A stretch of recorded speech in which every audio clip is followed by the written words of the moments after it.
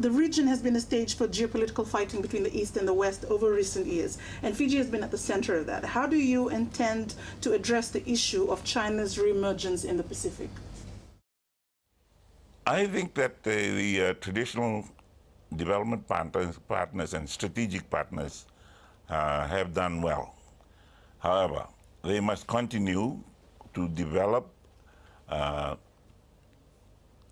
respect for the regional neighbors. China has come in with a blank sheet of paper.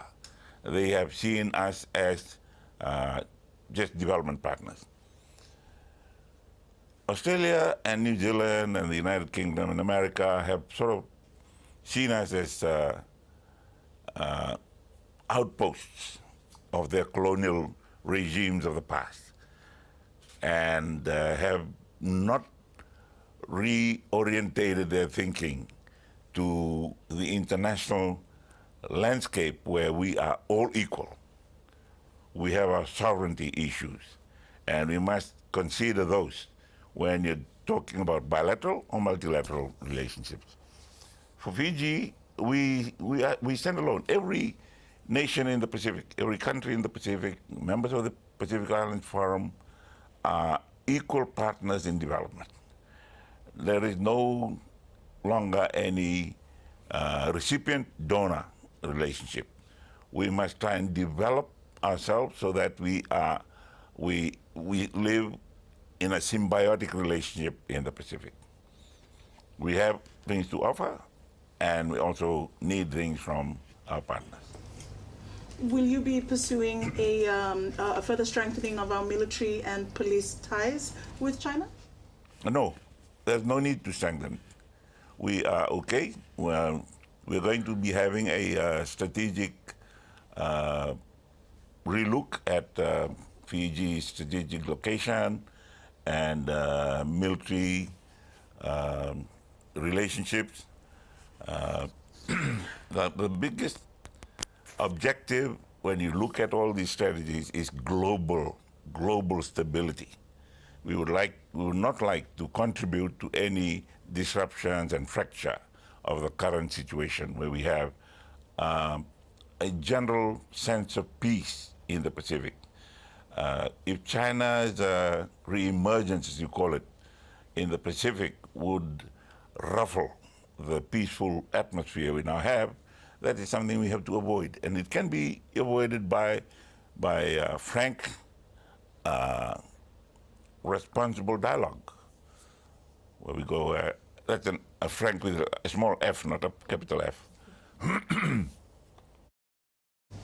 Thank you, sir. And further to the issue around Pacific regionalism and unity, you've talked about in your inauguration speech last night, you talked about needing to do immediate diplomatic work. Can you tell us what this is? What's the immediate diplomatic priority for you with regards to the Pacific Islands Forum family? All the leaders in the Pacific now had worked with Prime Minister Bainimarama during his time. It is time for us to get back and tell them we have a new leadership in the Pacific, in Fiji. We have the coalition government of Fiji. We need to reestablish our relationship a la the coalition government, rather than carrying on from the past. Still in the Pacific, with regards to the Pacific Labour Scheme that Australia has with the Pacific Island Forum countries, of which Fiji has benefited greatly, there's been intense scrutiny, and some of the criticisms towards these labour schemes are that it's a brain drain for Fiji. How does your government intend to facilitate the future of these schemes so that our brains are not being drained into Australia permanently? It's an essential drain, whether it's brain drain or labour drain. It is essential for Fiji because we have not been able to provide the volume of employment required for those that are coming out of the education system. And the solution is not in the migratory labor scheme. The solution is creating work in Fiji, which we must do. There's been an incongruous picture. We recruit so many internationally, and yet we lose ours internationally. We must have a balance. We must work on the policy, and I mentioned it, keep Fiji working, keep Fijians working, and keep Fijians working in Fiji. That way we retain the fruits of our human resource development, our tertiary education. We send so many young people through the education system, paid for by the taxpayers of Fiji.